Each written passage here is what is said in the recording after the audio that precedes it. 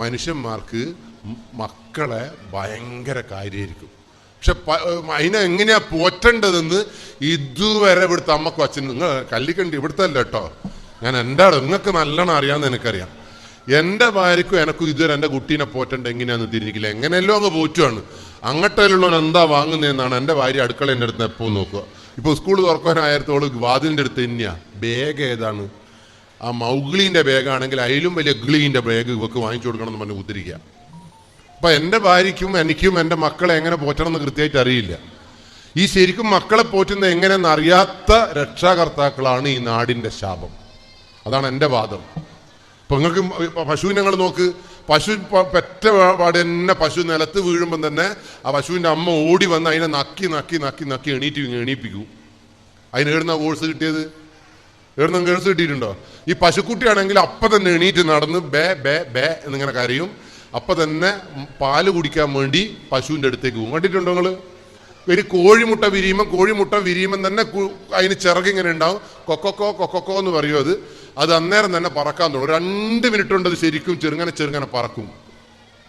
പക്ഷെ മനുഷ്യക്കുട്ടിയോ അല്ല. നിങ്ങൾ പ്രസവിച്ച ഓർമ്മയുണ്ടോ നിങ്ങൾക്ക്? ഒന്നും ഓർമ്മയില്ല നിങ്ങൾക്ക്? മനുഷ്യന്മാർ പ്രസവിച്ചപ്പോൾ കുട്ടി എന്താ ചെയ്തത്? A4 ആപ്പിൾ എന്ന് പറഞ്ഞാൽ മനുഷ്യൻ പ്രസവിക്കുമ്പോൾ കുട്ടി കരഞ്ഞാൽ മാത്രമാണ് പാരൻസിന് ഒരു സമാധാനം ഉണ്ടോ? കുട്ടി കരയുമ്പോൾ ഒരു ഉമ്മയ്ക്ക് സന്തോഷമുണ്ടായതും ദുഃഖമുണ്ടായതും എപ്പോഴാണ്? ആദ്യമായും അവസാനമായും കുട്ടി കരഞ്ഞപ്പോൾ അമ്മ സന്തോഷിച്ചത് പ്രസവിക്കുമ്പോഴാണ്. ബാക്കി എപ്പോൾ കുട്ടി കരയുമ്പോഴും പാരൻസിന് സങ്കടമാണ്. ശരിയാണോ തെറ്റാണോ?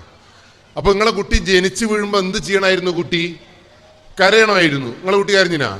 ആയതുപോലും ആയിട്ടേക്കാരനോട് ആ നേഴ്സ് കാല് പിടിച്ച് പൊന്തിച്ചിട്ട് കീറി അങ്ങിട്ടോട് നേരത്താണ് അത് കരഞ്ഞത്. അപ്പോൾ സ്വാഭാവികമായിട്ടും ജനിച്ചു വീഴുമ്പോൾ കരയാൻ പോലും അറിയാത്ത മനുഷ്യജന്മങ്ങൾ ഞങ്ങളും ഞാനും ഒക്കെ.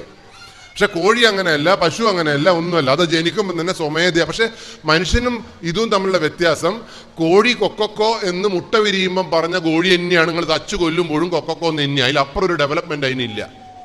ശരിയാണോ? പശു എണീറ്റ് നിന്നുമ്പോൾ ബേ എന്ന് പറഞ്ഞ പശു തന്നെയാണ് മരിക്കുമ്പോഴുള്ള പശു.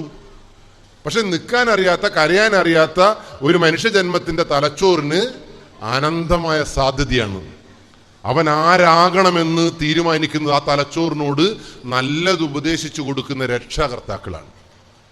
ചൊട്ടയിലെ ശീലം ചൊടല വരെ എന്ന കുട്ടിയുടെ തലച്ചോറിനെ ഡെവലപ്പ് ചെയ്യാൻ സമൂഹത്തിനും അച്ഛനും അമ്മയ്ക്കും കഴിയണം. അതാണ് എൻ്റെ പോയിന്റ്. ലഹരിക്കെതിരെയുള്ള പോരാട്ടം കുട്ടിയുടെ തലച്ചോറിലേക്ക് കൊണ്ടുവരാൻ അച്ഛനും അമ്മയ്ക്കും കഴിയണം.